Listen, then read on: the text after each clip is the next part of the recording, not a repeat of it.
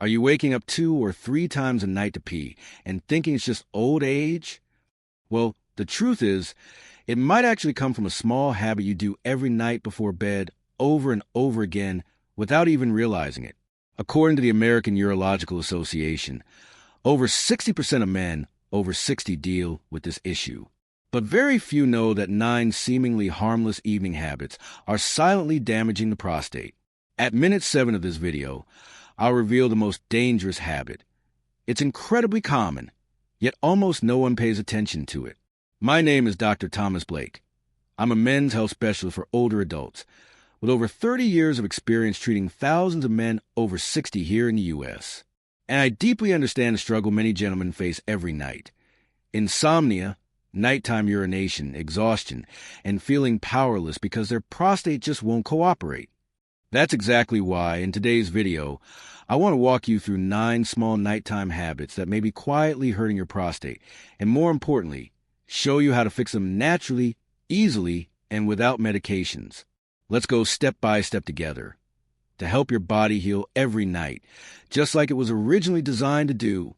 If you're a man over 60 and want to improve your sleep, reduce nighttime trips to the bathroom, and protect your prostate naturally, backhand index pointing right, hit that subscribe button and turn on notifications.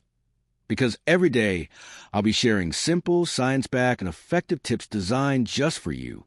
And if you're ready to start making a change tonight, drop a comment saying prostate below, so I know you're in this with me. I want you to imagine this for a moment. It's late at night, you're sound asleep, then suddenly your body wakes you up because of a very familiar urge. You get out of bed, legs tired, back a little sore, eyes blurry from half sleep. You shuffle to the bathroom once, then twice, maybe even 3 times a night like that. Many people tell me, "Doc, I don't feel like I have to pee before bed, so I don't go." What's the big deal? But you know what? Even a small amount of leftover urine in your bladder can quietly put pressure on your prostate all night long. One of my former patients, Mr. George, 67 years old, once told me he only went to the bathroom when he really felt the urge. So every night, he kept getting woken up, tossing and turning, unable to fall back asleep. The next morning, he'd feel groggy, irritable, and too drained to exercise or even chat with his wife and kids. I want you to remember this. Sleep isn't just rest. It's the body's repair time. It's when your prostate gets its natural chance to heal. But if your bladder's not empty, your prostate never gets that moment to truly relax. So even if you don't feel like you need to pee, take 2 to 3 minutes before bed. Sit down. Breathe deeply. Relax. Let your body do what it was designed to do. Release, then recover. Have you ever skipped this little step? If you have, tonight, start again. Just one small habit. But it can make a big difference in the quality of your sleep and your prostate health. There's something most people don't really notice when you lie down in bed at night. You might think your body's finally getting a rest. But if your colon is still full, then deep inside, a silent battle is going on. I once had a patient, Mr. Charles, 72 years old. He didn't come in for constipation, but for insomnia, nighttime urination, and this odd sensation like something heavy pressing down below. When I asked, "Do you have a bowel movement every day?" he chuckled and said, "Not always.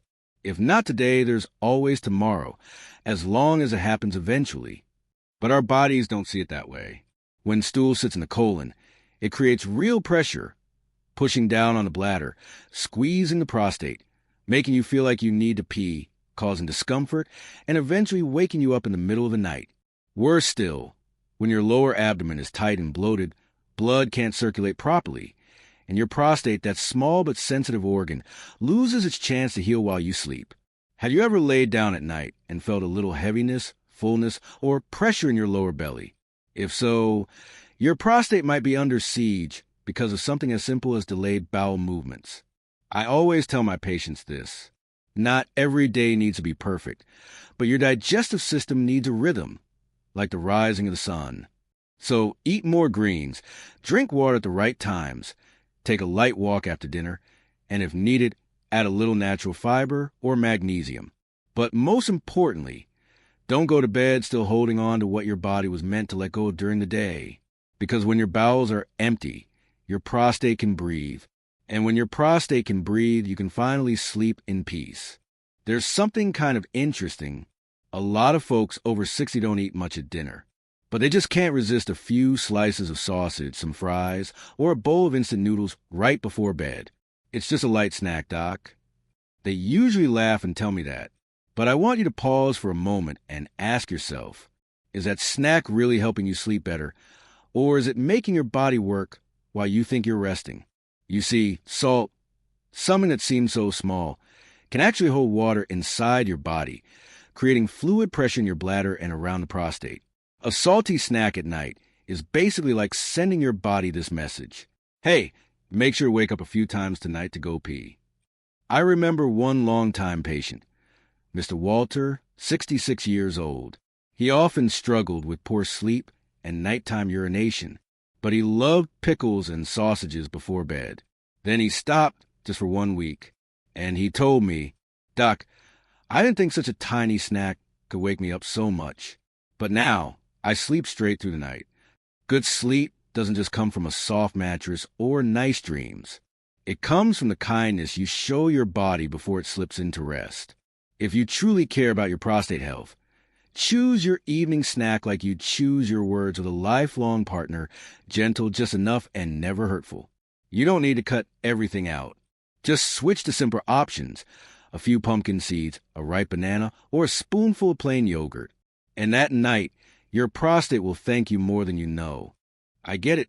After a long day, nothing feels better than sinking into bed, grabbing the remote, and turning on an old movie or familiar news show. It's comforting, like giving yourself a little reward at the end of the day. But sometimes, what feels comforting isn't always what's healthy. I once asked a patient, do you watch TV every night? He laughed and said, of course. I watch until I doze off without even noticing.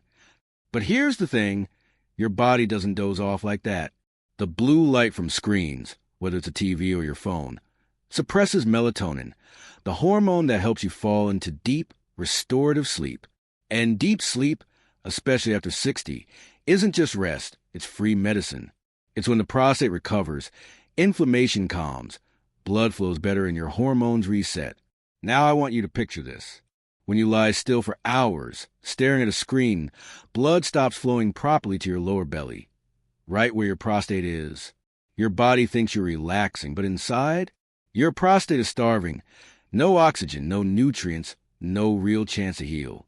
An old friend of mine, a retired resident doctor, once told me, we don't grow old because of age. We grow old because we stop listening to our body at the end of the day. So, do you listen to your body at night? Or do you let the noise from the screen drown out its quiet whisper? Try something different. Turn the TV off 30 minutes earlier. Open an old book. Take a few slow breaths. Sit quietly with yourself. Because sometimes silence is the most powerful medicine for a tired prostate. Have you ever laid down in bed, turned off the lights, but your mind just kept spinning like a broken clock? You're tired, but you just can't sleep. Not because of noise outside the window, but because of the noise inside your head. I once cared for a patient. His name was Edward, a gentle man in his early 70s, widowed for a few years. He came to see me about chronic fatigue and waking up multiple times a night to urinate. But as we talked, he didn't just talk about sleep. He talked about the nights he spent lying awake, thinking about his kids, his retirement, and the loneliness that crept in when the world went quiet. You know, when your mind enters sleep in a state of stress, your body never truly enters a state of healing. Stress activates the sympathetic nervous system, what we call the fight or flight mode. It raises cortisol, the stress hormone. And when cortisol goes up, testosterone drops. The prostate, a hormone-sensitive organ, starts to tighten, making it harder to relax, harder to recover. You don't get deep sleep. Your body doesn't repair. And every night feels like running a marathon in your subconscious. I always tell my patients something simple. Backhand index pointing right. You don't have to solve every problem in life at 10 p.m. Just allow your mind a few minutes to rest. Write a short journal entry. Listen to soft music. Or simply sit in silence and exhale slowly. Because sleep doesn't begin when you close your eyes. It begins when you let go of what you can't control tonight. If you go to bed with a gentle mind, your prostate will soften too. And tomorrow morning, you won't just wake up, you'll feel truly reborn. I once asked a patient, "Do you drink enough water every day?" He nodded and said, "Of course. I always try to drink plenty, especially at night, to flush out toxins before bed." Sounds reasonable, right? But that very habit was the reason he was waking up 3 or 4 times every night. And every morning, he looked exhausted, sunken eyes, like someone who hadn't truly slept at all. I want to tell you this, as clearly as I can. Backhand index pointing right, you don't wake up at night to pee because you drink too much water. You wake up because you drink at the wrong time. Our bodies run on a circadian rhythm, just like the sun rises and sets. In the morning and early afternoon, the body flushes fluids quickly, but as the day winds down, your excretory system slows down too. So if you're still drinking a glass or two of water after 8 p.m. or taking medication with a full glass right before bed, then that night, your bladder's working the night shift and your prostate doesn't get a moment's rest. I once suggested that same patient try shifting his water schedule. Drink more in the morning, cut back slowly in the afternoon, and stop entirely before 7 p.m. 5 days later, he called me, sounding like a kid who finally slept through the night for the first time in years. "Doctor, I had no idea such a small change would bring back good sleep like magic." See, the body doesn't heal through complicated routines. It heals when you do the right thing at the right time. So, yes, keep drinking water. Your body needs it. But remember, when you drink is just as important as how much you drink. And sleep, the most precious gift after 60, is worth protecting with small, thoughtful changes like this. Have you ever woken up with this strange feeling, like your lower belly is being held back? Not pain exactly, more like a dull, nagging pressure that's hard to describe. As if during sleep, some kind of pressure slowly built up, bit by bit. I once treated a patient, Mr. Richard, 68 years old. He didn't have insomnia. He wasn't anxious. But every morning, he felt tired and like he never fully emptied his bladder. We tried everything, adjusting his diet, changing his water intake, until one day I asked him, "How do you sleep at night? What position?" He said, "I've been sleeping on my stomach since my working days. And now that I'm older, I still do."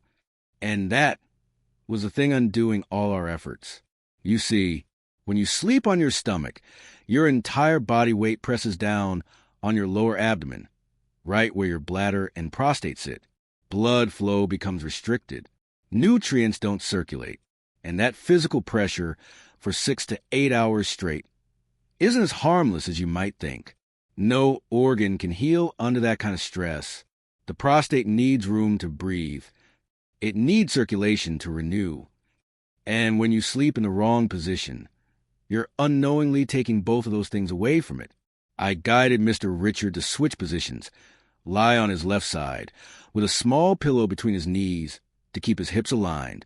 The next week, he came back with a light smile and said, "I never thought something as simple as changing how I sleep could change the way I sleep." See, healing doesn't always take a huge effort. Sometimes it just takes putting your body in the right position so it can work its own magic. There's a habit many folks over 60 consider a little treat in life. It goes like this: finish dinner, then head straight to the sofa, turn on the TV, or just sit still and do absolutely nothing. I get it. After a long, tiring day, all you want is rest. But I want you to imagine this. When you sit completely still right after a meal, it's almost like throwing a blanket over your digestive system and your prostate, suffocating them, stopping them from doing their job. I once asked Mr. George, a patient in his 70s with a history of prostate inflammation, about his evening routine. He gave a gentle smile and said, "Right after dinner, I just sit and watch the news. My legs don't move at all." And every night, he'd wake up 2 or 3 times from the pressure in his lower belly, unable to fully empty his bladder, tossing and turning all night. My friend, Your digestive system needs movement. Your blood needs circulation. And your prostate, already more fragile with age, needs flow to stay nourished. Just 10 to 15 minutes of light walking after dinner, around the house or in the garden, is enough to wake up your entire circulatory system. It activates your core, gets your gut moving, and most importantly, eases the pressure off your prostate and bladder. I always tell my patients something very simple. Backhand index pointing right. A meal fills your belly, but a walk after that meal keeps you healthy. If you're looking for a natural way to reduce nighttime urination, calm prostate inflammation, and sleep better, start with that first step after dinner. Slow, gentle, but full of meaning. Because at this age, you don't need to run. You just need to move, so your body knows you're still choosing to live actively for yourself. I once asked an old friend of mine, also a long-time patient, "What time do you usually go to bed?" He scrunched his face, paused for a moment, then said, "Well, it depends. Some nights it's 9 p.m. Other nights I stay up till 1 in the morning. I just wait until I feel sleepy." Sound familiar? A lot of folks over 60 think, as long as I get 6 to 7 hours of sleep, the time I go to bed doesn't really matter. But the truth is, it does. An aging body doesn't work like a younger one. It needs consistency, rhythm, and regularity to know when to release hormones, when to rest, and when to begin the healing process. If tonight you go to bed at 9 p.m., then tomorrow it's midnight, then the next night, 10:30, your pituitary gland gets confused. Your melatonin goes out of sync, and your prostate, which relies heavily on a steady biological rhythm, gets confused too.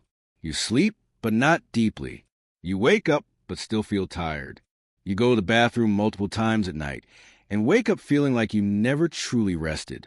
I always tell my patients something that seems small, but it matters. Backhand index pointing right. Go to bed at the same time every night is one of the best gifts you can give yourself. Ideally, before 10:30 p.m.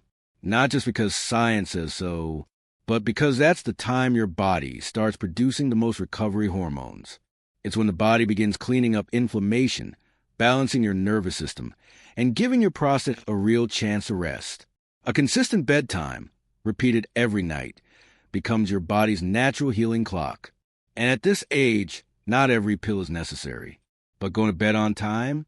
That's a must. Every single day.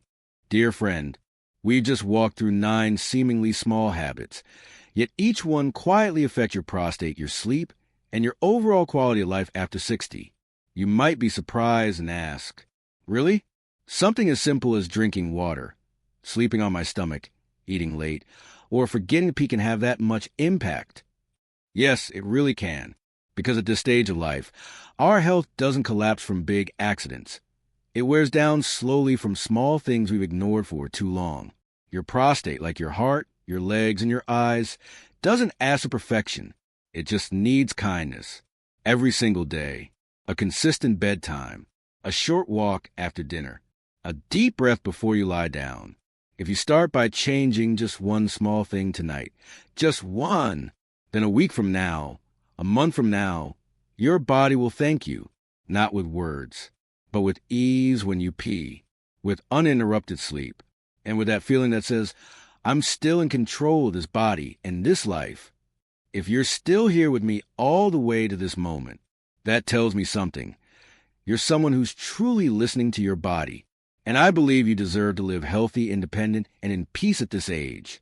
Hit that subscribe button if you'd like to keep walking this journey with me every week, where I share insights, not just from medical science, but from real-life stories of men just like you. And if something's been on your mind, drop a comment below. I read every word, because your health is also my pride in this lifelong calling. Wishing you a peaceful night and a deep enough sleep so when you wake up tomorrow, you'll know you're still living fully